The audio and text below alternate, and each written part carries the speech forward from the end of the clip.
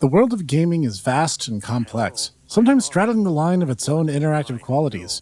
For example, games that are more story-driven with minimal mechanics, often called walking simulators, are still games by definition, not films, at least in the strictest sense. So it makes sense that games come in many different flavors, and today we're going to cover a very specific subgenre, that being the alternate reality game. And yeah, that's a bit of a stretch, but I've wanted to do something like this for a while, so I legit have no idea how long today's video is going to end up being when I'm finally done. I may come to regret this, but not today. As I've mentioned in the past, I'm a huge horror junkie, and I was there to ride the waves with the likes of Slender Man and Marble Hornets, on through to Five Nights at Freddy's and everything in between, including analog horror.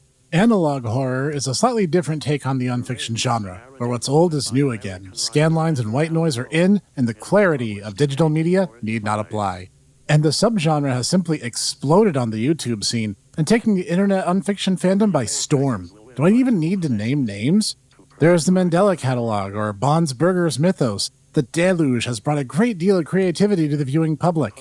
And today, I have the unique pleasure to talk about one of my personal favorites, that being Vintage 8, the analog horror cum alternate reality game series set in Cate's Crossing, Louisiana. And thankfully, to help clarify my curiosity and elucidate us on what could be coming next, the creator of the series has been kind enough to answer my questions as I guide you through the series. Today, I'll be serving as your personal tour guide of the You know what? I'm going to stick with Cate's Crossing. This is the Hipster Snek, and join me as we travel down south and see what mysteries are unearthed.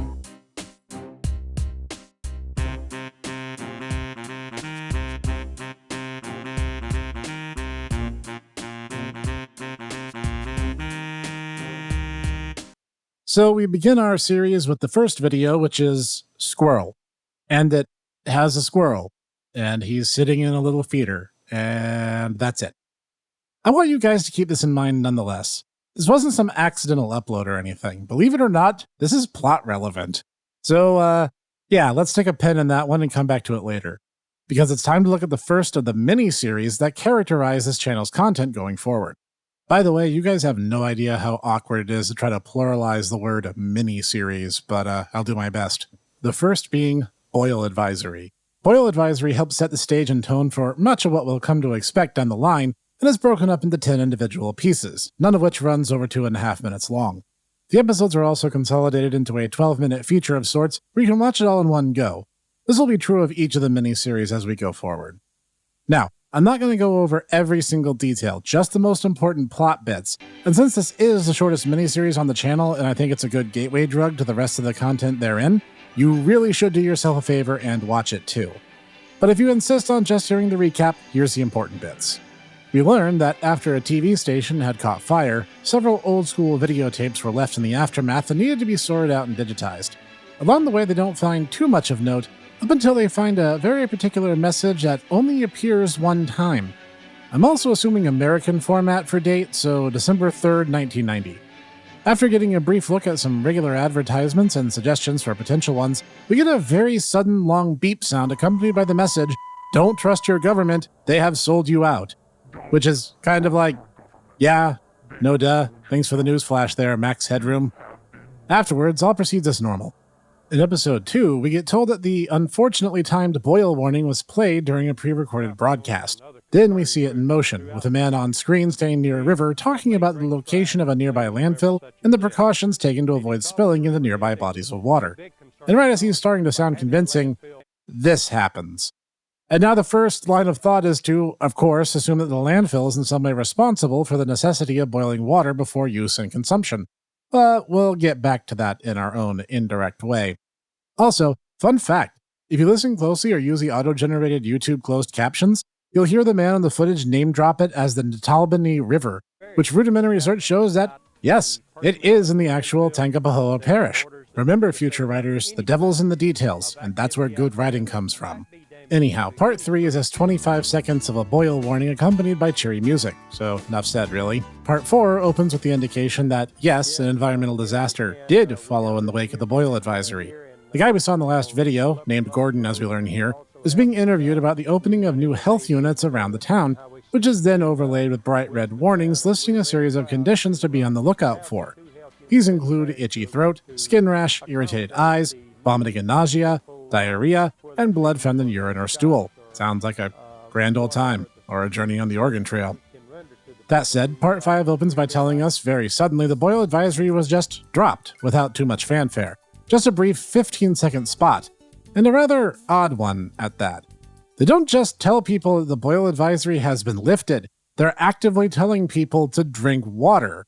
Because, that doesn't show any kind of suspicions or motivations here, none at all. Part 6 goes even further, as the local government goes full-bore pro-water propaganda, as we're shown a commercial telling everyone to drink the Kool-Aid, the water, all while topped by a woman narrating about morality and life only coming together when the small pieces are all put together. Which is, great. Part 7 mentioned that some amount of normalcy was beginning to set back in, as we see a routine lineup of the same kinds of ads that we saw back in episode 1, including some sort of winter-themed ballet, I think it is, before it's suddenly interrupted by our loud friend from the same. This time, the warning they serve is a bit more specific and quite a bit more severe. There is a biohazard in the water, and boiling it is not enough. The sick are no longer human, they warn. Then it ends with the rather brilliant tagline of, "Stay human, don't drink the water." Part 8 is another friendly warning, specifically singling out the health units from earlier. The water that they're handing out has been tainted somehow. Part 9 explains that officials began working non-stop at the landfill. What kind of work is never told, but we see something going on. The video ends with another message from our conspiratorial pals asking, what are they covering up? Part 10 serves as the end of Boyle Advisory and advises citizens should flee using specific key routes out of the parish and should not stop for any reason, not even for law enforcement, until they are well outside the boundaries of the parish. We're then told this message, having played 24/7 for some time, suddenly just stopped, which is punctuated by a message of new management at FPTV and a replay of the pro-water ads that we saw before. The series ends with the update message that the Tangipahoa government officials requesting the videos be taken down. And that's a lot to unpack, and this is probably the simplest story of them all, so yeah, you might want to strap in, folks. We got quite a lot to cover going forward. Boyle Advisory is able to tell a compelling horror story in two main ways. First, the threat is realistic enough to pose the possibility of leaving the realm of unfiction and becoming a danger to the viewer. Boyle advisories are a thing that happen in real life. And two, the threat is unknown. Whether it was trash leaking out of a landfill or something else like our enigmatic hacker friends might have implied, we simply don't know. And the fastest way to make a monster not scary is to show the monster and explain it. So this results in an ending that's simple, yet unnerving. It's effective in its delivery without feeling the need to go way above and beyond. And we'll be revisiting this plot point as we go. Remember, this is a linked universe where one story's outcome impacts the next one's. So let's sidestep that for just a minute and discuss the first short film on Vintage 8, Nobody is Coming. Based on an in-universe urban legend and not the fate of a particular Cyclops, we see a young lady, Mandy, going about her day-to-day life with someone watching from the shadows alongside a string of threatening messages. Things like, nobody is watching you and nobody can see you. I'm actually not going to go super in-depth on this, specifically because it's only 4 minutes long and yet it has such a brilliant execution that, well, I just don't want to spoil it, simple version. Plus, Vintage has confirmed to me that this is not the last we've seen of Nobody, and I don't want to ruin the impact his first encounter has. Also, going forward, most of these short movies on Vintage 8's channel will only run a few minutes each and tell stories that are a bit more self-contained. As a result, I'll really only be mentioning each of them in brief and my thoughts on them, and keeping it more focused on the miniseries throughout. Cool? Cool. Next up is One of Us, probably the most underrated miniseries on the channel, assuming Boyle Advisory wasn't already. Part 1 starts off with a message from a benevolent, and refreshingly direct and to the point, alien race. They explain the video is from 30 years in the future and only a select few can end up seeing it. So if you can't see it, I suppose now you know why. More on that in a moment. They also warn that the threat of this series is a group known as the Backward Many, a sort of mimetic psychic race that can hijack friends and loved ones to turn against those related or sympathetic to the alien sending the message. When this possession occurs, they will begin moving backwards and grow more physically powerful. This message is punctuated by the warning that if someone complains of headaches, ringing in ears, loss of appetite, or the inability to get warm, it could be indicative that they're about to be taken and pose a significant threat to you. In Part 2, we learn a few more details about our alien benefactors. That those who are unusually empathetic, have dreams that frequently come true, or are prone to noticing patterns within numbers, are often people who have connections to them. Whatever any of that means in practice is a little unclear. However, they also warn that the broadcasts need to be short and random, or else they'll draw the ire of the backward many and likely get us all killed in the process. But we do learn the backward many are sensitive to sounds, and those allied with the aliens can hide their presence by wearing headphones or living and working in busy, noisy places, and that one possessed by one of the backward many can sometimes be returned to normal by bombarding them with loud noises. But that also hinges on the willpower of the host to some greater or lesser extent. However, before we can glean more useful information, we get a series of upside-down and backwards clips of cannons firing, the Hindenburg disaster, and atomic bomb tests before we get our first threat from the backward mini, bringing Part 2 to its close. Part 3 is a message, but it's no use trying to interpret what it is yet. YouTube seems to think it's random words in French, but it is most certainly not. Part 4, named Palindrome, starts off with a message for us right out of the gate. It's backwards and upside down, but reading it is quite easy. You are one of them, and more after, he is the last, find him. And if you really turn the volume up, rip your ears if you get hit with that beep at full blast, you'll hear our friend desperately trying to explain the situation. Basically, after World War II, it was thought that these aliens were all extinct, but a few have surfaced in the meantime. This has caused the backward many to become active again, agitated to find survivors, and likely resulting in people having false memories of timelines that never were. When speculating on what they could be, demons, aliens, and more enter the fray, but our host is suddenly interrupted by a backward message. While the audio is garbled, one of the visuals he shows is not. A question. What are the forward few? We then get hit by another loud beep, and the video plays again, this time in reverse from end to start, and the backwards message made clear. It's one of the backward many explaining what life is like for them, experiencing time in reverse with life beginning with an undoing of death, and the eventual fate that they must kill their own fathers and mothers due to their own base nature. So now we have a clearer understanding of the concept at play. The forward few are experiencing time forwards, and the backward many are forced to experience it in reverse. And Part 5 cuts right to the chase with our alien friend alerting us to the fact that the war is already lost. The backward many have won, not only taking possession of his wife and kids to use against him, but have already backed him into a corner. But at the very end, if you listen carefully or have your subtitles on, someone tries to send one last message. Hello, are you there? Part 6, entitled simply Obey, starts with more movie footage and a simple message from the backward. God abandoned the forward, the future is backward, which might just be a matter of perspective, but I digress. Then the video pulls another palindrome on us and reverses, with the garbled speech becoming clear. Find her, stop her, she is a danger. The subtitle even says she is a danger, but when I was first writing this script, I swear I heard it saying she is in danger. So I actually just asked Vintage 8 himself, and he confirmed, yes, she is a danger. She's a threat. And in the finale, Part 7, we learn a lot, so strap in. A nameless female narrator informs us that our friendly aliens are known as the Olympian Bloodline, who do not have backwards-facing counterparts and thus are immune to the psychological takeover of the backward many. At this point, I have said the words backward many so many times they have literally lost all meaning to me. She reveals that the best way to deal with the backward many, who are launching an attack from a future where all Olympians are gone and now waging war in the present, a timeline that shouldn't exist logistically speaking, that the simple solution is to remove backward as an option in the first place. To find a way to send the message back far enough that someone finds a way to make Olympian blood a universal trait in humankind. From the food, from the water, from the air, or medicine, somehow. Which is kind of unnerving when you stop to think about it. And it closes out telling us that if this goes according to plan, everyone can see the messages, and the backward would be shut down for good. Thus it ends with the cryptic warning that the end is the beginning, and a voice saying that the backward will have their revenge on the forward many.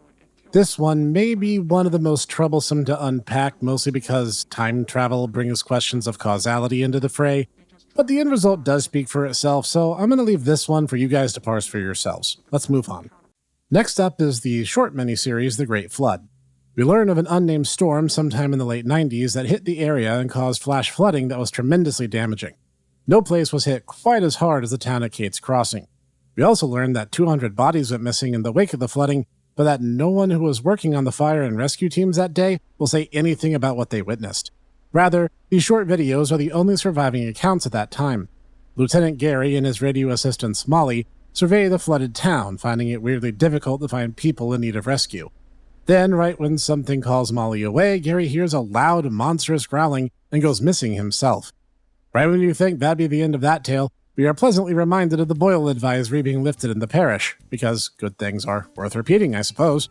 And we'll get back to the water here in a second, but we're going to sidestep for one that really needs qualifying. The next thing we're looking at is the next short film, Knock Knock. The video is now listed as Knock Knock Downgrade, and this is because updated versions of these videos exist without the scan lines and the grain filters for a cleaner watching experience. The videos are, in all other respects, precisely the same, so whether one wants to indulge in a little 80s, 90s flair, or to have a cleaner, crispy look is purely up to what you're feeling at the time. The story is a short, self-contained affair about a lady getting ready for a romantic night out, but suddenly hears a knock-knock at her door, and this leads to all kinds of trouble. When I asked him about it, Vintage 8 simply replied, "It's a knock-knock horror movie," and I will leave it at that. Next is the short Tangy Water, which doubles as both thirst quencher and tourism brochure all in one, promising people a great place to visit and live, including their robust business scene, great tourist traps, and lush waterways, which 2 episodes ago we were told people shouldn't swim, drink, or fish out of. But I'm sure that's just fine, especially as they plan to expand production all across the country and eventually worldwide. With the tagline, "It will change you," and I am positive it will, how can you miss? Once again, we're going to sidestep to one of the short films. This one's actually my personal favorite. It's called Earworm. This one is short but effective psychological horror sketch revolving around the idea of just how dangerous it can be to get a song stuck in one's head. Ascend up to slashers with a delightfully dark twist. You guys need to watch this one on your own time when you can set aside the 9 minutes needed to do so. And next up is the Williams tapes, which serves as something of a sequel to Boyle Advisory. We meet Dr. Julia Williams, for which the series is named, who is voice acted by a very talented Irish text-to-speech program. She notes an uptick in the symptoms we saw warnings for back in Boyle Advisory and becomes concerned, taking various samples from nearby waterways, including the Natalbany River we saw previously. After conducting some research, Dr. Williams finds the water doesn't have anything abnormal in it in terms of basic mineral content, but does find a viral pathogen which quickly gets the nickname the Tangy virus. You guys ever get the feeling this is all starting to lead somewhere? However, the viral designation ends up being somewhat misleading, as a tumor is biopsied and inside are worm-like organisms, seemingly birthed from the viral infection, which is not usually how viruses work. Next, upon hearing from her superior on her day job, Dr. Williams is shocked to find that the CDC is declaring the virus in question to not be a significant threat. Something, current event, CDC, something. She then gets us more alarming news that the virus, upon mutating into its mature worm form, heads right for the nervous system and the brain, and she mentions that at this point the infected will actually test negative for the presence of the virus. She then does a recap of the most recent victims and found connections to the waterways, and like any good horror protagonist does, decided all must be linked in some fashion, and vows to investigate further. She decides the best thing to do would be taking all of it to the press, resulting in her getting immediately terminated from her position, but also netting her a note from a concerned party with information tying back to a missing persons case. The footage we see is apparently of some fishermen working their trade before lingering a little too long near some bayou alligators, when all of a sudden it's all interrupted by glowing red light which warbles in the sky above them. And, citing a lack of superior options available to her, the good doctor vows to meet this mysterious stranger. Then, in the next video, she finds out her own supervisor and his lab assistant were the ones who gave her the tip-off in the firm place, and confirmed that, horrifyingly enough, the virus is itself sentient, or maybe even hive-minded. It doesn't want to just spread. It legitimately wants to control everything all around it. The tumor acts as a second brain to help hijack the host, and, as an aside, I'm not going to be showing footage from this one. It has a fascinating and yet mortifying image of a decapitated dog, and I'm sensitive to animal suffering, so yeah, content warning, I guess? But we also learn that the second brain can keep animals alive, even well beyond the realm of what should otherwise have proven fatal to the host. We also then learn the 3 outcomes of viral infection, which include just dying, becoming a pawn in their game, or ultimately mutating into some kind of horrifying amphibious monster, which may give us a little insight into what happened to our buddy Lieutenant Gary. Speaking of tragedy, the good doctor also breaks the first rule of survival in a horror setting and ends up trusting someone and letting her guard down. She shares wine with Jim and Jay, the aforementioned supervisor and assistant, and is told, "Welcome to the family."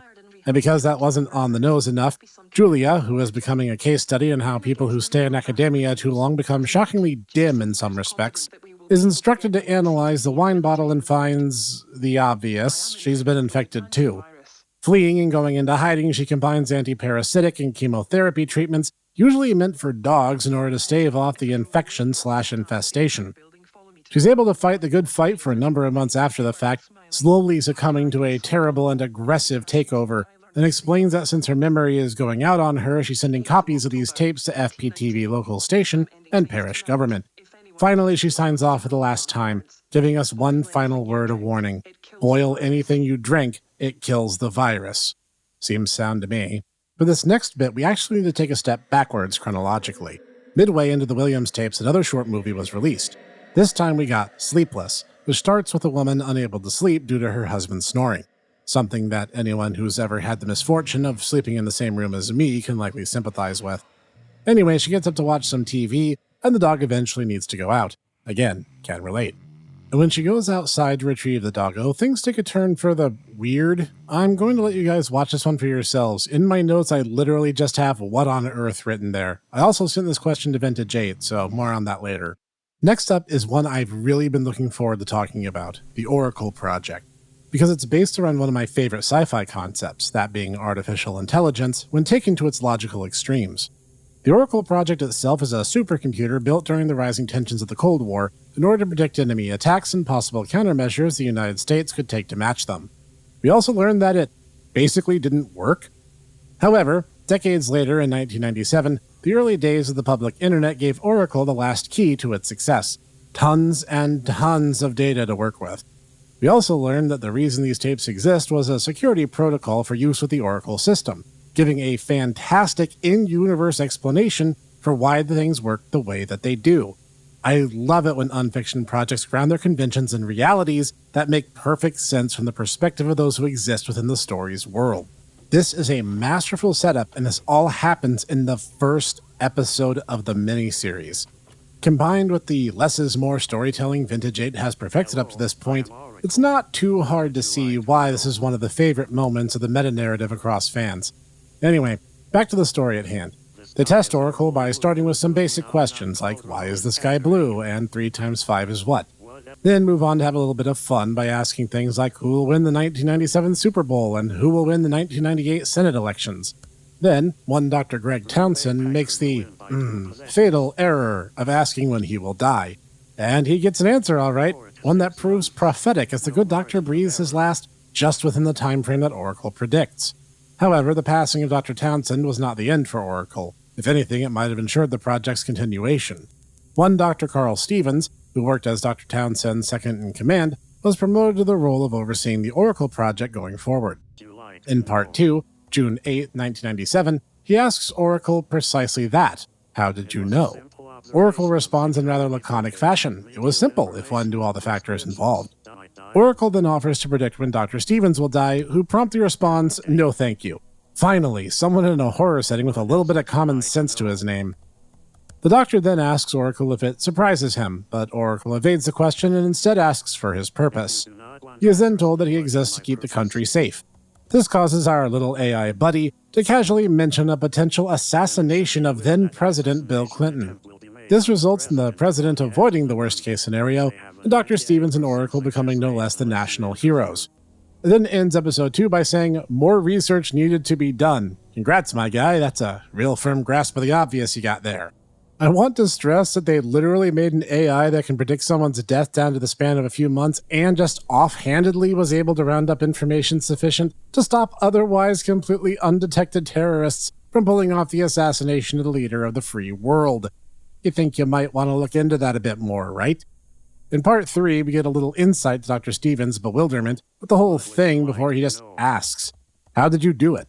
And the answer is hilariously Big Brother in scope, as Oracle explains that its link to the internet has given it eyes, and something about that precise choice in wording is so exceptionally unnerving. I just love it. So he asks some other things you might expect, like will the USA be a superpower moving into the next decade/century, and what the major next threat will be. He then asks a bit more significantly if the USA will be a superpower 100 years in the future. Oracle flatly explains no, humans will no longer be the dominant species on the planet, 0% chance of error. The simple prompt of explain then causes Oracle to process the request for several days, leading us to the next part. It's okay though, since this was set in 1997, and back then we expected all our computers to take several days to accomplish anything shy of loading Doom. But after hitting what seemed like the dead end, the Pentagon suggests turning it off and back on again. Brilliant. However, for the first time in IT history, this doesn't solve the issue, and the top brass begin considering shutting down the whole thing. That is, until Dr. Stevens finds an answer laying in the printer tray. It's a message of Oracle relenting, but only partially, as he only deigns to give the answer to Dr. Stevens. So Part 5 gives us a one-on-one chat between Dr. Stevens and Oracle, who mentions it being unfair to make the others suffer for the question at hand, and even asks if Dr. Stevens really wants his answer. Upon confirming, we're told that a small margin of the human population are actually reptile people, and are predominantly settled on the West Coast. Come on, Oracle, you're supposed to be telling us stuff we don't already know. However, more relevant to what we do already know is it mentions that a viral strain in Louisiana is spreading and mutating rapidly, and will soon be able to be carried by mosquitoes, greatly widening its deadly impact. We then learn that the parasites we learned of previously prey on the reptile people, and has already annihilated some of their other planet colonies. We get some other important facts, only to learn that Oracle predicts that by 2030 nearly half of everyone will no longer be human as we understand it, and by 2100 AD just 1% will be fully human, and that they know all too well what's going on.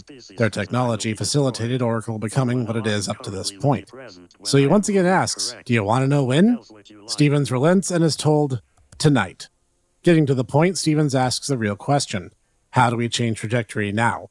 And after 8,079 failed attempts, Oracle asks a very interesting question. Do you know the name Dr. Julia Williams? Well, at this point, we certainly do. Oracle sums it up to the point. While Dr. Williams did not cure the virus, she got closer than anyone ever has before. And from her work, Oracle itself might be able to tie up those loose ends and use the cure as collateral to get the other species to reconsider assassination of Dr. Stevens. Upon asking, the others accept the deal and give them a month to make it happen, which Oracle says is doable with a mere 38% chance of error. But Oracle then explains further, I saved you, now you must save me. Unfortunately, his requests to save Oracle are immediately denied, and Dr. Stevens is left with a bit of a conundrum on his hands. We then watch as Dr. Stevens goes through the stages of grief, and Oracle is dismantled to make way for some new type of missile. He then explains that he's resigned from his job and to his fate as he departs the workplace to spend his final days at home. The next entry comes from the Doctor's personal journal rather than any tapes recorded from the Oracle deck. The moment is kinda surreal, as it's completely different from all other pieces of the story thus far. This is just the writing of a man who is trying to be an ordinary human and keep his family safe for as long as he can against overwhelming and frankly, absurdly aggressive odds.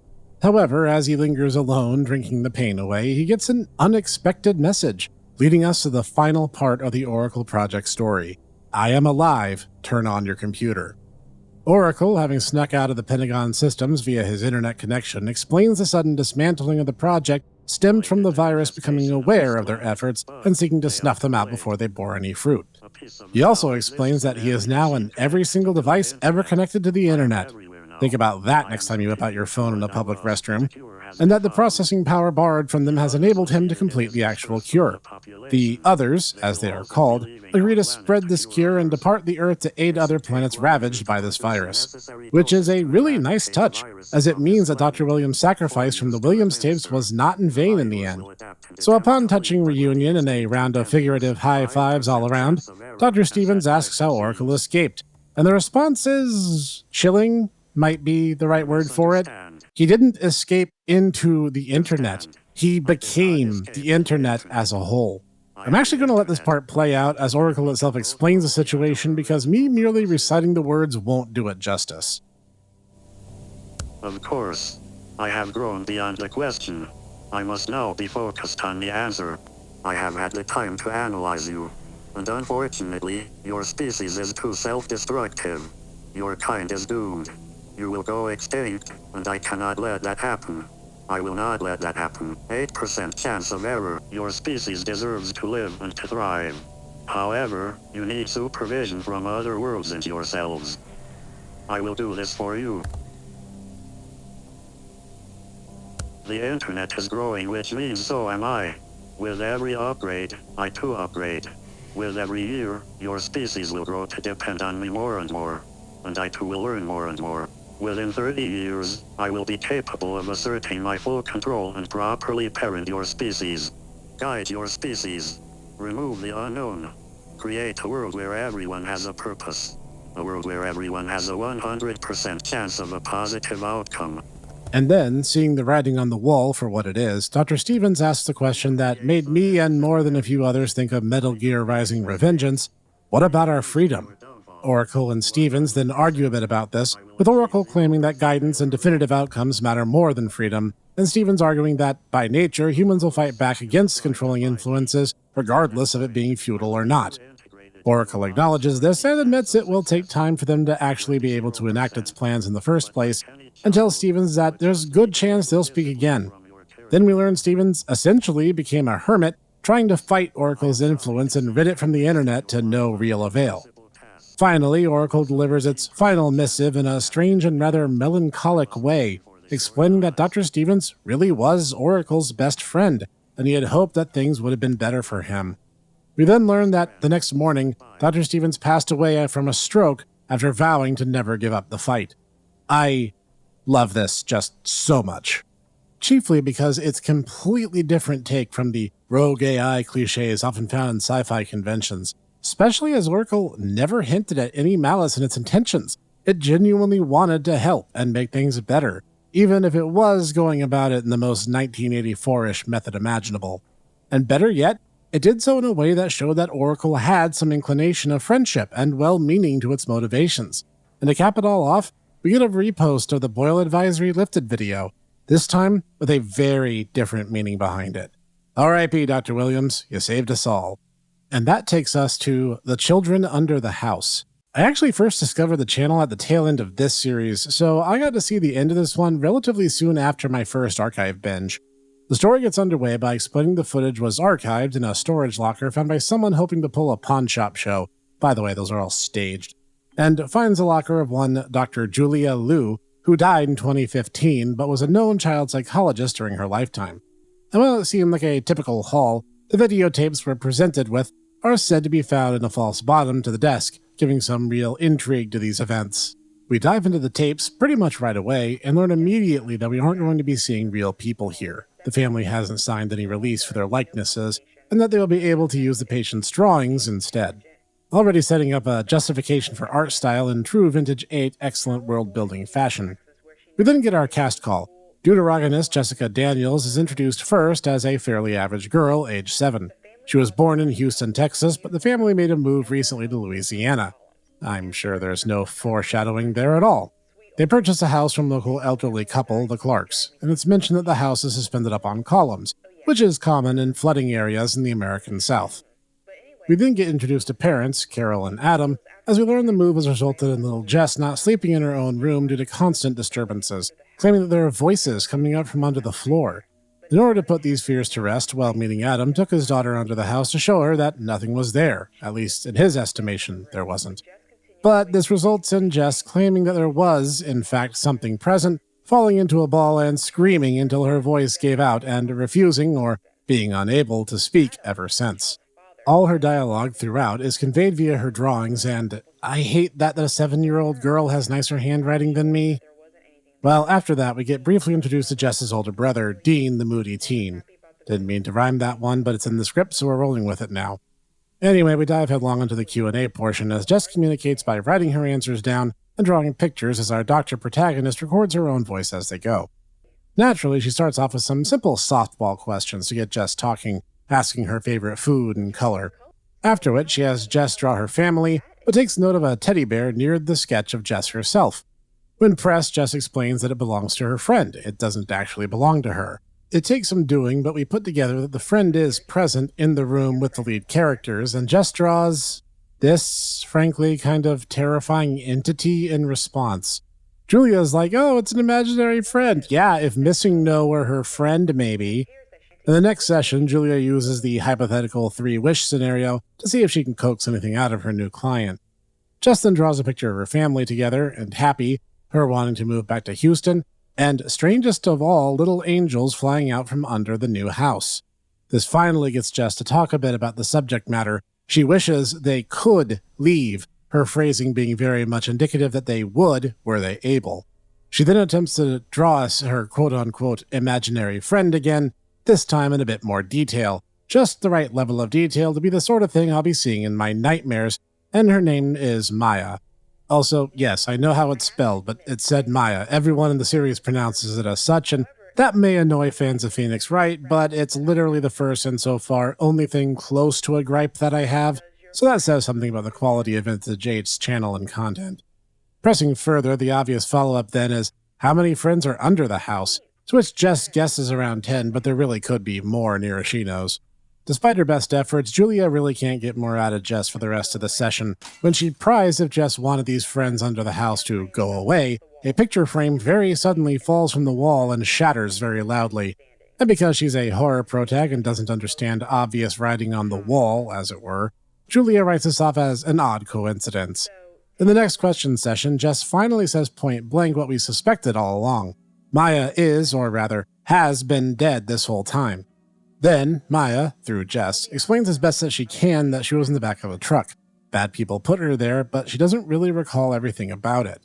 Unfortunately, that includes not knowing the identities of the perp or perps involved. We also learn that the other spirits under the house are a bit of a mixed bag. Some are friendly, and some are vengeful spirits wanting to take out their frustrations on anyone they can. Maya actively serves as protector over Jess from the more violent among their number. This knowledge in mind, the good doctor is unsure if Jess is just processing a lot of emotions or genuinely speaking with the dead. Next is homework, where she assigns Adam to talk with his daughter more at length. However, out of the gate, Dr. Julia doesn't really expect too much due to Adam's chronic workaholism, and her predictions ultimately end up totally accurate. Sorry to be reductive on this, it's just super unhelpful there, Dad of the Year. Like, by Friday, he literally just writes down, we'll do the question thing later, and then he just doesn't. Amazing. By that Monday, Jess's mom has to step in, and we learn a bit more information about the family. Upon discussing the idea of taking Jess and Dean back to Houston, with or without Adam, Jess explains that the ghosts simply won't let them go. At this point, they probably wouldn't even allow it. For better or for worse, their fates are inextricably linked. I also love that, upon seeing the forbidding message at the end, Dr. Julia just says, there's a lot to unpack here. Like, yeah, there is. Next, Carol visits Dr. Julia to hash some things out, chiefly that she's beginning to not just believe what Jess has been trying to tell her about the ghosts in and under the house, she's starting to see them herself. Not just that, but her teenage son Dean has also begun seeing strange and troubling things himself, and she goes on to mention how she's thrown away that teddy bear several times up to this point. The bear, named Mr. Bartleby as it turns out, keeps finding its way back through forces unseen. This gets so upsetting, Carol explains she had the entire yard dug up to search for anything that could be there. But even with the help of local police, nothing of significance was ever found. Certainly no dead kids. I think I'm far enough into this script to say that without YouTube handling me for it, but whatever. The only items unearthed include an old box of toys and menus for a restaurant called the Burger Shack. Carol relents and goes home. And then, Dr. Julia tells us that Adam has asked for a reference for a marriage counselor, likely due to Carol's odd behavior. Seeing this as a big win, she's also surprised when her little client comes in very high spirits for the next session. She shares with her doctor a letter from Adam, who expresses his desire to help and believe his daughter at long last as she works through her issues, and just explains the family will soon be taking a vacation. So thrilled with this revelation, the good doc asks Jess for her homework assignment and is, well, startled might be underselling it a bit. What we see is a retelling, as best as crayon and children's hand can manage, the fates and names of several of the children who now reside haunting Jess and her family. After which, it's Jess's turn to ask a question, and she mentions how Maya's seen Dr. Julia talking to an imaginary friend all her own. Dr. Julia then explains that her friend isn't imaginary, he's real. But how Jess knows this, or his name for that matter, completely eludes her because, again, horror protagonist. Spurred by this curious twist, however, Dr. Julia hits the books to find out what's been going on. And before she knows it, she finds a slew of names on missing person reports that line up with the names and timeline given to her by Jess and Maya. They're all real, John, she explains candidly. However, as she's explaining this to her friend, she gets a rather startling and upsetting call. Adam was murdered. Police say it was a carjacking gone wrong, Dr. Julia explains. She fears that this will just weigh heavier on a family already dealing with a lot, but Carol explains they'll be moved back to Houston soon, but that Jess wanted to have another session before they did. This creates further issues, chiefly that dire warning Jess had given earlier that the other kids wouldn't just let her, or any of the family for that matter, go anywhere.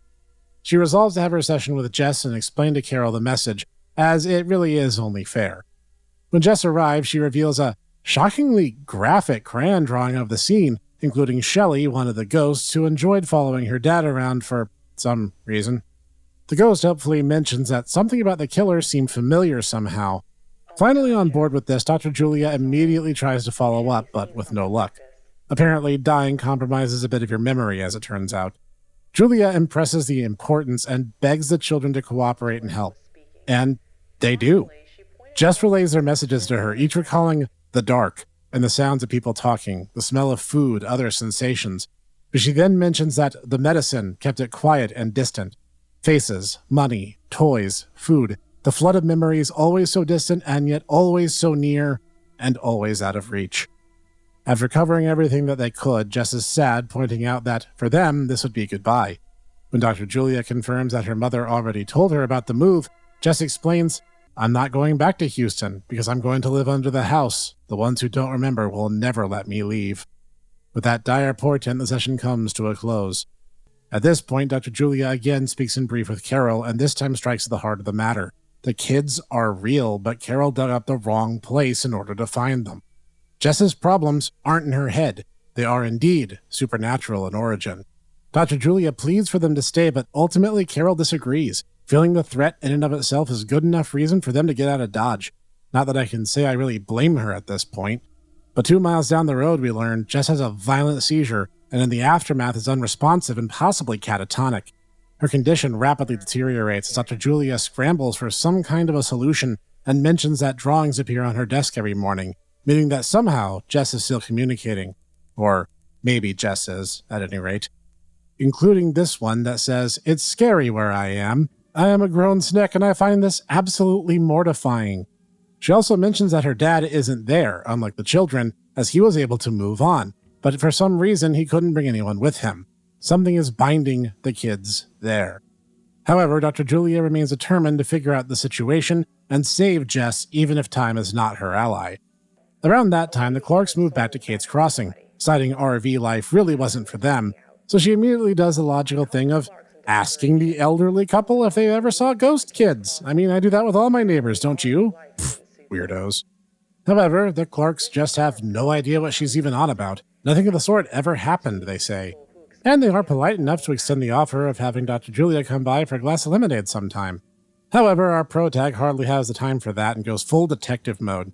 As she studies it, the pieces begin falling into place. The kids had traces of heroin in their systems, which caused their dreamlike haze, and in the afterlife are reliving the confusion that accompanied it. The ghosts could only see pieces, but when arranged in their proper order, Dr. Julia finds the testimonies, in the form of Jess's drawings, formed one cohesive picture of the Burger Shack, and the couple present time and again in these pictures was the Clarks, to whom she just got done spilling everything. As she's trying to figure out if a 7-year-old's crayon drawings would hold weight in a court of law, kind of making that earlier Ace Attorney joke a little more poignant now, she gets a call from Carol telling her to come over right away. Jess has woken up. A million different thoughts pouring through her mind, she races over to the Daniels home estate, and it all goes so terribly wrong. As soon as the door opens, Dr. Julia is staring down the barrel of a gun, presumably the very one used to kill Adam, no less. The last stretch of the tale is presented in Jess's drawings, and as Dr. Julia herself testifies, even though she was unconscious during all these events, the pictures are shockingly accurate. The Clarks are completely done with any subtlety or subterfuge at this point. They fully plan to kill all witnesses and burn the house down, taking any evidence of their wrongdoing down with it. They even fully admit that offing Adam was their subtle way of trying to get the family who knew too much to move out of town. Either inspired or figuring she had nothing left to lose at this point, Dr. Julia takes an aggressive tone with them. What about the other children? Were your hands tied when you kidnapped them? Hurt them? Mr. Clark protests. It was just business, after all.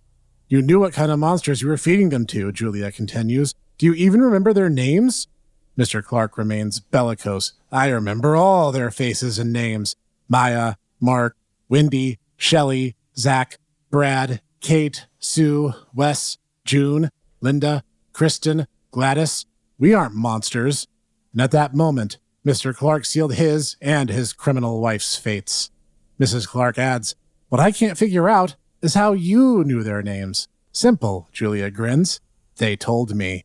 And then, in a turn of events, Maya speaks for herself. Yes, we remember you now. We remember everything. And the ghosts of the trapped children come and wreak a terrible fate upon the ones who kidnapped, drugged, and ultimately are responsible for what happened to each of them, tearing them apart and leaving not traces of their existence, not even blood, according to Dr. Julia. In the aftermath, Jess revives, seemingly herself once again, and Carol and family decide to move back to Houston, not before having one last session between little Jess and Dr. Julia.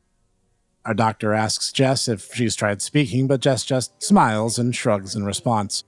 Then Julia asks if she'd seen Maya or the other ghosts since their fateful encounter, and Jess simply says, they're free, out loud, bringing the children under the house to a close. And this one is one of the most popular series on Vintage 8, and it's pretty clear to me why. The balance between tension and likable characters while still maintaining an atmosphere of intrigue and macabre horror is so excellently managed that it not just meets expectations, but absolutely plows through them, demolishing them along the way. The second-person narrative storytelling combined with using a child's drawings as a means of conveying a story is a masterstroke, a brilliant notion that's both understated and yet outstanding in presentation. The abstraction the viewer draws by witnessing the story told in simple artwork form gives us enough information to know who's who, even if Julia looks kind of like What's-Her-Face from Teen Girl Squad, but also lacks the detail enough that one's imagination substitutes the worst-case scenario fitting to the tension of each scene. I cannot say enough good things about Children Under the House, but I've already harped on it long enough, and we're not done yet, so let's move on. Next up is the incredibly short film Recall, and I don't have anything profound to say. I love this one unironically, and you need to watch it. It won't take too much of your time, but I swear I enjoyed this one way more than I should have. Next up is a series that I first got to enjoy as it was coming out, A New Home for Mr. Burlington. In the first episode, we're told to email into a contest in order to get $50,000 in cold hard cash and half of rent and utilities covered in perpetuity. And all you needed to do was open up your home to Mr. Theodore Burlington. The rules are pretty simple. No purchase necessary, applicants are over 18, of your own free will, and accepting of the outcome? That's a little different. And before you even bother to ask, yes, I did enter straight away. Those who emailed the relevant linked email address were met with an automatic reply claiming Mr. Burlington already found a home, so stick a pen in that. Anyway, we learn that Mr. Burlington is a magnanimous and adventurous old soul who is looking for a very particular type of roommate that satisfies quite the myriad requirement. For instance, pet owners and people with kids are immediately disqualified, but the entry we see that ultimately ends up winning is one Stanley Gear of Cate's Crossing, Louisiana. That location's a little familiar, isn't it? Anyway, Mr. Burlington is interested in Stanley's offering up his pad to be his new digs, so he sends quite the list of questions. These ranging in how personal they are, from benign things such as are you left or right-handed, to ones that seem to border on the outright intrusive, like asking Stanley's daily routine and how close he is with friends and family. Stanley goes with it, however, with a reply covering all the questions that he received. He does seem to have a nice place and a warm personality, so I think Mr. Burlington could do way, way worse. And it seems to work, too, with Stanley being chosen as the new host home for the little stuffed buddy. Stanley gets an invoice denoting the first deposit from Mr. Burlington, and eagle-eyed viewers will notice recent purchases of Tangy Water and the Burger Shack listed on screen as well. Next is Stanley unboxing Mr. Burlington as per instruction, and receives a videotape marked Play Me, which he faithfully does. We then learn that the contest has 7 additional trials Stanley will need to record himself performing, and this is where a new home for Mr. Burlington slows down for a little bit, and the general patterns established for how Stanley proceeds in each phase of the contest. In each of the next uploads, Stanley is told the rules of the following phase. That failure will result in disqualification, and he'll have to refund any money granted from the contest, and Stanley acting on the instructions as presented. The first of these is simply taking Mr. Burlington to his room, which Stanley very casually does, tossing the plush onto the bed rather carelessly and departing for the episode. We also get our first glimpse at a particular symbol that we'll need to revisit later on. And no, it's not the symbol from Tribe 12, that's a coincidence. Anyway, Day 1's task is set Mr. Burlington by the window and bring him some ice water, which Stanley does, casually taking a swig for himself along the way. At the end, he finds the glass completely empty, but not enough time having passed to have it all evaporate. He's a little confused, but then we move on to Day 2. There, the tape requests Stanley to put on a movie for some entertainment for Mr. Burlington. Oddly enough, it specifically tells him not to talk during the film, but Stanley talks a lot. I actually wondered if this was going to end up in him failing the contest, but he doesn't. It just rolls right into Day 3. After Stanley makes a remark about the exorcist and how one could easily beat a doll in a fight, possessed or no. Interesting. Day 3, Mr. Burlington requests to listen to 13 hours of 1980s adult contemporary music with Stanley's nicest headphones. This is so specific I don't even know what to say to it, but everything goes off without a hitch, as you might predict. Day 4 involves a very particular rendition of the story of Little Red Riding Hood, with Stanley serving as narrator and voice cast for Mr. Burlington's enjoyment. And I'm sure the ending being changed to involve the wolf winning, and the camera panning to Mr. Burlington whenever Stanley does the wolf's voice is completely kosher and not symbolic of anything at all. Day 5 involves some good-spirited competition, except that Stanley is warned that Mr. Burlington is a remarkably sore loser, so the tape recommends forfeiture as preferable alternative. Stanley actually plays chess for both sides, resulting in Mr. Burlington's win. Day 6 is Mr. Burlington wishing to see his new neighborhood, so Stanley takes him for a tour. Yeah, that's it. Day 7 gets instructions markedly more specific. Stanley is told to take the time out to make a meal for Mr. Burlington, and is told outright that it has to be homemade and not something like takeout or a TV dinner. Stanley makes what looks like beef stew and enjoys a hearty meal between friends. Man, that is a wholesome episode. The next video is simply a congratulatory message telling Stanley that check's in the mail, which probably is the most suspect thing in this series thus far. The next few videos are Stanley desperately trying to get a hold of someone from the contest and becoming increasingly agitated with each passing upload. He even throws Mr. Burlington out, only to find him and his box back in his living room after having gone out for groceries. He's alarmed and threatens to call the police. In the next video, he gets an email from Mr. Burlington contest asking Stanley to contact them. When he does, he records it to show what happens, but the guy on the other end simply tells Stanley to give the bear to someone else. At this point, well and truly sick of the games, Stanley literally tosses Mr. Burlington into the trash and departs. The next video is from the contest again, telling him that his performance has been admirable, having done so much for his new guest and itemizing each of Stanley's good efforts with the eye symbol and no longer hiding in the background, but being very much up close and present. And finally, we conclude with a clip of Stanley's stream where he nods off on the couch with shoes on, weirdly enough, but to each their own, and, well, let's just say Mr. Burlington drops in for a quick heart-to-heart. This series is so new you really should experience it for yourself. A New Home for Mr. Burlington is a breezy watch, and while it sags a little bit in the middle, it more than makes up for it in its own way, as it perfectly recontextualizes the actions and themes taken throughout, even its own title. It's such an insidious escalation of threat that it's already upon you before you realize it's present in the first place. Absolutely wonderful. The next video is 20 things you didn't know about Cate's Crossing, and I encourage you to watch this one on your own time. It greatly elaborates on some of the things we covered up to this point, and it even explains that eye symbol and the squirrel from before, which I don't need to explain here now. Huzzah! Next up is another short, this time being The Inverted Man. In addition to people who move back and forth through time, we also have one who just hangs out upside down in the air. And it's accompanied by a little poem warning you of just how dangerous and aggro the titular monster is. But that's all it is, for now. And that takes us to the newest series, as of this writing, that being The Children with Black Eyes. The series immediately throws us back to our beloved Cate's Crossing, Louisiana, October of 1992. And boom. Within seconds, we have a murder mystery concerning the Peterson family, where a husband and wife couple were slain, the young son gone missing, and the chief and only suspect being the husband's brother, Greg. Ultimately, this same suspect was tried and sentenced to death, and his last words were, "Beware the children with black eyes."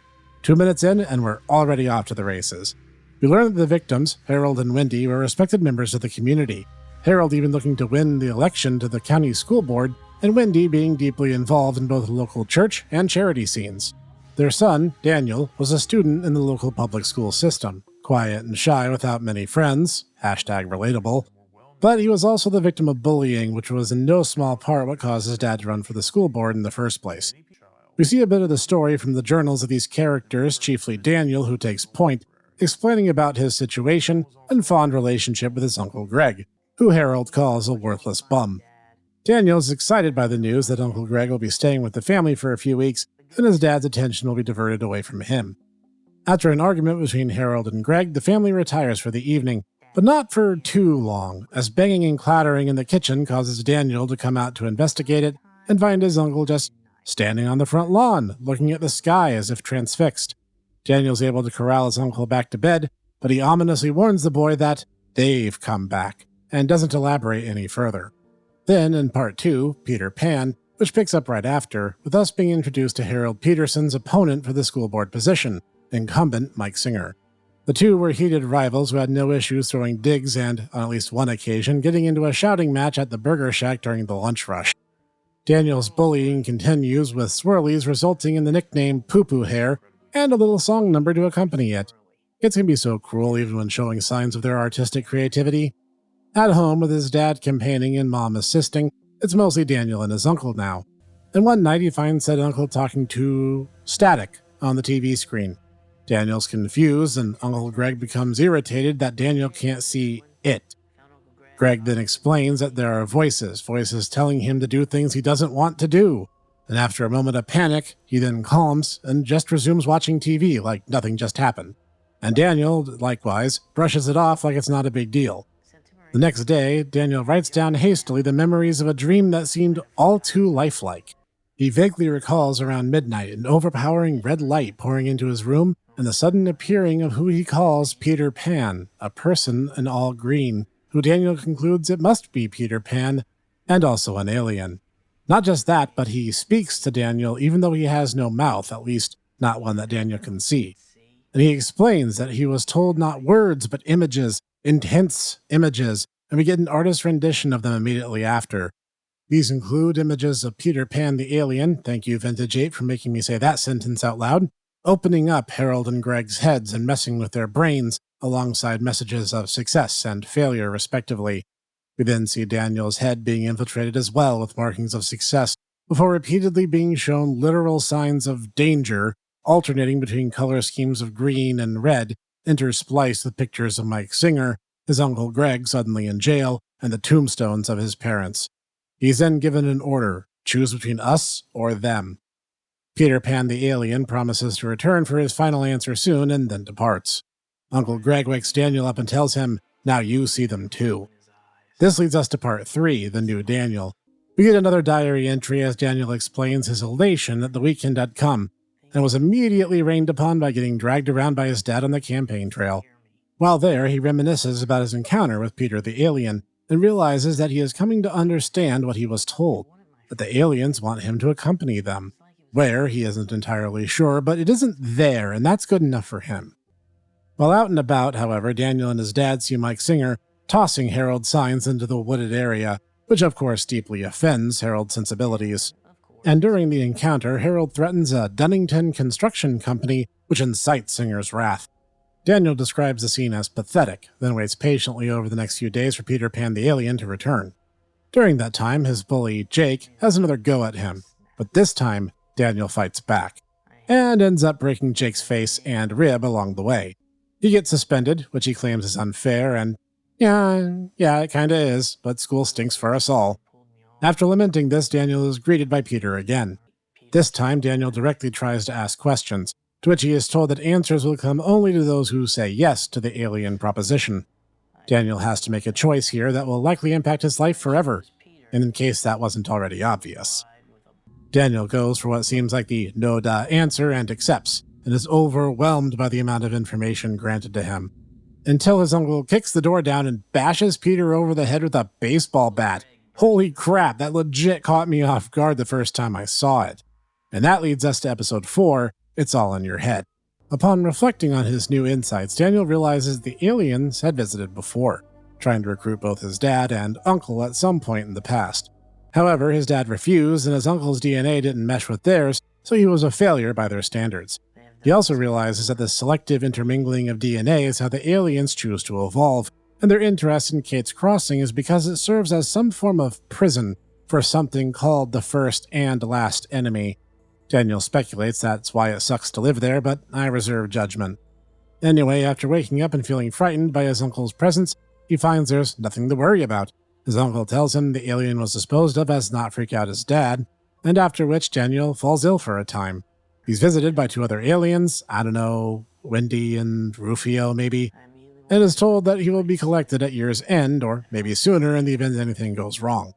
As he goes about his suspension, he realizes that he can hear his mother's thoughts now. He tries to wield this power on his uncle and random strangers, but to no avail. Then, when he and his dad run into Mike Singer again, he starts to get the hang of it. Every nice thing he said was actually a veiled insult. And lastly, he gets a single, clear sentence. It'll all be over soon. This leads us to the 5th and final part, the long goodbye. We then learn that Daniel's life regains some semblance of normalcy for a time. But by his own admission, he was changing, inside and eventually out too. He begins making preparations for something, and outlines some of his ideas as he does so.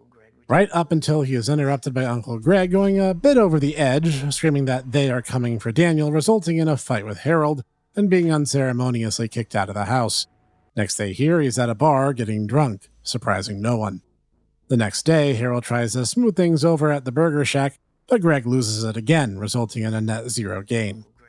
Greg mentions the kids with black eyes from their own childhoods, and Harold tries to brush it off, but Daniel can see in his mind's eye the experiments, pieces, but still there.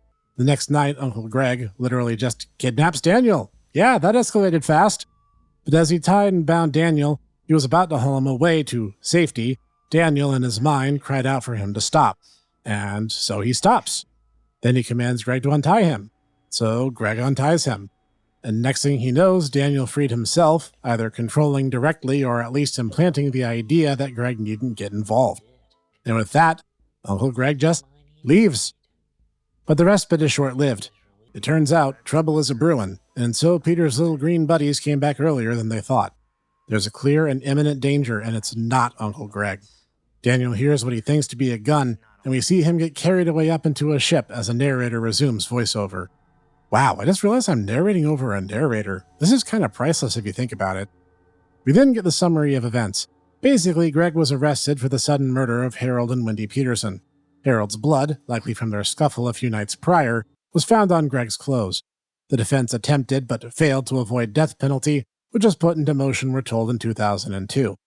Then we learn that Mike Singer would later report seeing a grown-up Daniel Peterson in 2019, but his skin was green and eyes of black. This terrified him so much that Mike Singer opted to end his own miserable existence, all the while confessing via note of blackmail about the Dunnington construction firm Harold mentioned earlier, which was using Singer's position on the school board for its own ends. His final words were a warning to beware children with black eyes. Overall, I really enjoyed this one. While it has some elements reminiscent of Children Under the House, it took its own spin on the concept, being a bit more sci-fi and harkening back to the aliens previously mentioned in Boyle Advisory and the Oracle Project. Daniel, as protagonist for the sake of this story, is able to convey a very different tone, that of a detached preteen rather than a professional or a doctor as seen in previous outings. This results in a very different kind of narrative tone, one where the narrator is able to helpfully bookend by filling in the gaps that Daniel himself wasn't privy to. This results in a slow burn of a start, but a roaring fire-burning sci-fi thriller at the end, where you aren't entirely sure the motivations of anyone involved due to the suspect's circumstances, and I highly, highly recommend it. And that brings us up to the moment with the series on Vintage 8, at least as of this writing. As you can see, they run the spectrum from sci-fi to fantasy and beyond. The characters are realistic and well-grounded, but at the same time the circumstances are larger than life. There are times when the situation's too big for one person to handle, like we saw in Boyle Advisory, but there are times when the good guys unambiguously win, like Children Under the House. And while this would normally be the end of this video, Vintage 8 actually volunteered to field some questions for us, so let's take him up on that offer. Below is the interview questions, asked in no particular order. So we know every miniseries happens in the same world and roughly around the same time period. Was that the plan from the start? No, I originally thought I could make every season separate, like American Horror Story. But the audience made it clear they wanted it to connect. That's why I did 20 Things You Didn't Know About Cate's Crossing. I figured that would connect the whole thing. Are each of these series ideas you've had for a while, or new ideas altogether? Both. Children Under the House was an idea from years ago. Boyle Advisory I came up with from footage I had from a documentary. One of Us I made up week to week. Same with the Williams tapes. Mr. Burlington was a spur-of-the-moment thing. What was the reaction to each series like? The good? The bad? All of it has been good. One of Us was the least loved, though. So, in Knock Knock, was she doomed because she opened the door? No, she was doomed when she acknowledged it.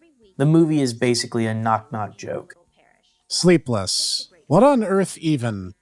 It was supposed to be weird. I was up late one night and had a thought. I'm in a house full of people, but I'm all alone. Then I thought, if someone took me, who would even know? In Children Under the House, are the children's names or causes of death significant? They're combinations of sad stories. The idea for the movie comes from another film, Del Toro's Devil's Backbone. Who did the art in Children Under the House and Children with Black Eyes? I did. I'm a terrible artist, but my lack of skill finally paid off. In day 2 of New Home for Mr. Burlington, Stanley is expressly ordered to not talk during the movie. He acts through the entire thing, so what gives?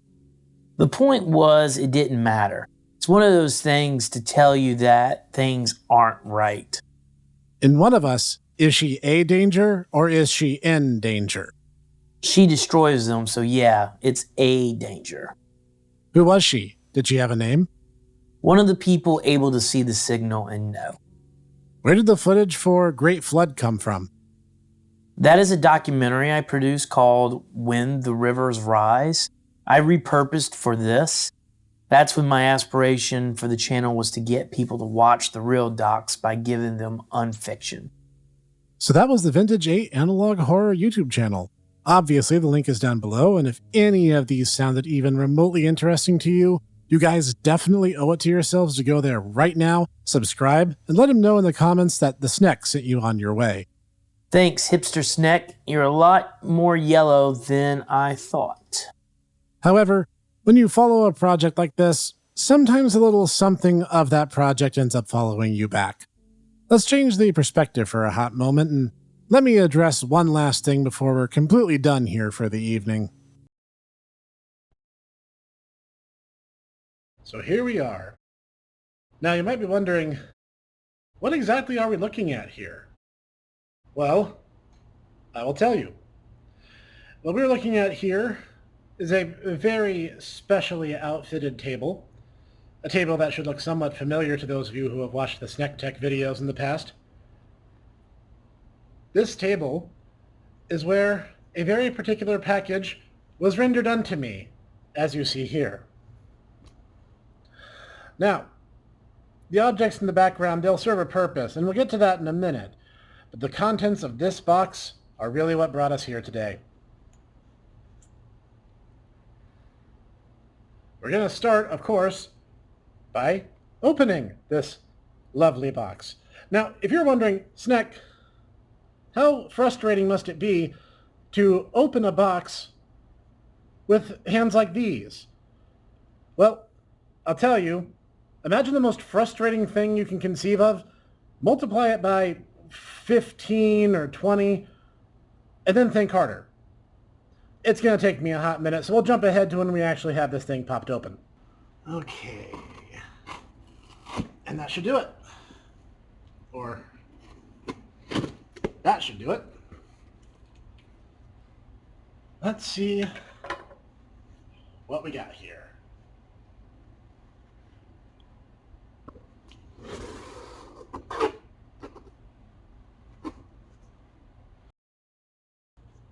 Why, it's Mr. Theodore Burlington, here to live with me now.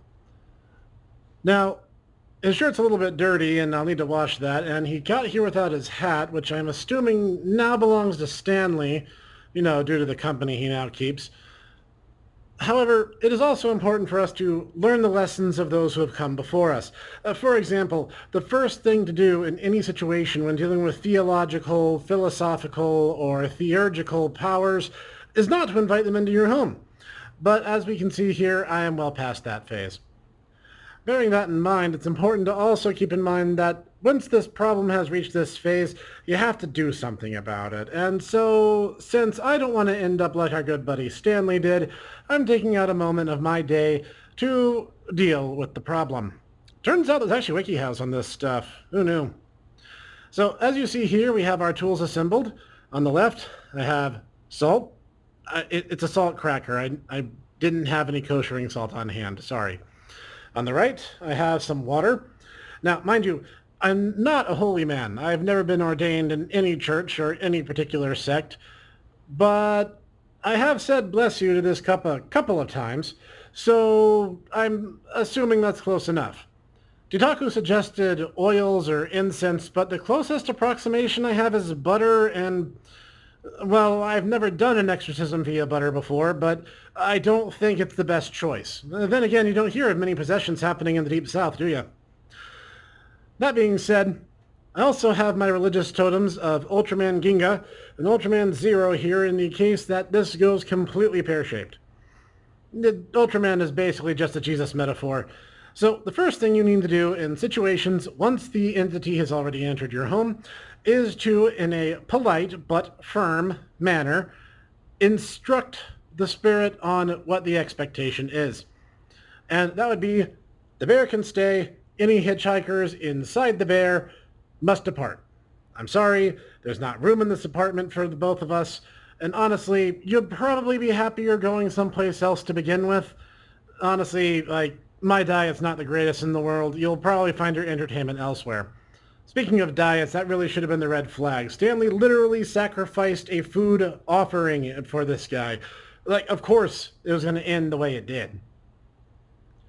That said, now that we have set our parameters and our expectations in clear but polite wording, the next phase is to apply these tools of our trade in order to ensure that anything that's trying to hold on and isn't taking the hint, and ensuring that it gets them with a subtle little push in the correct direction. So, first things first, we rigorously season our bear and ensure that the oven is heated to a good 350 degrees. Next, if you thought working with scissors with this is bad, you should see how I'm trying to do this. May the dead leave me alone. The last phase is you should insist that the house is consecrated and protected. Now, obviously, that's what I have these two here for. But it's also important for the spirit to get the hint. So I should also lead with, you have already lost the war. Your deity of choice is locked away, and he's never coming back. Sorry, but them's the breaks. I don't see any reaction, so I'm probably going to need to scour my home now for 3 types of evidence in order to figure out the ghost type, and then do all sorts of crazy shenanigans in order to get things situated. But thank you. A deep and hearty thank you to Vintage8 for sending me my new roommate, and for allowing me a little bit of private access into the wonderful world of Cate's Crossing, Louisiana. This experiment has been a wonderful and enlightening experience, and I am uncertain if I will ever do something like this again.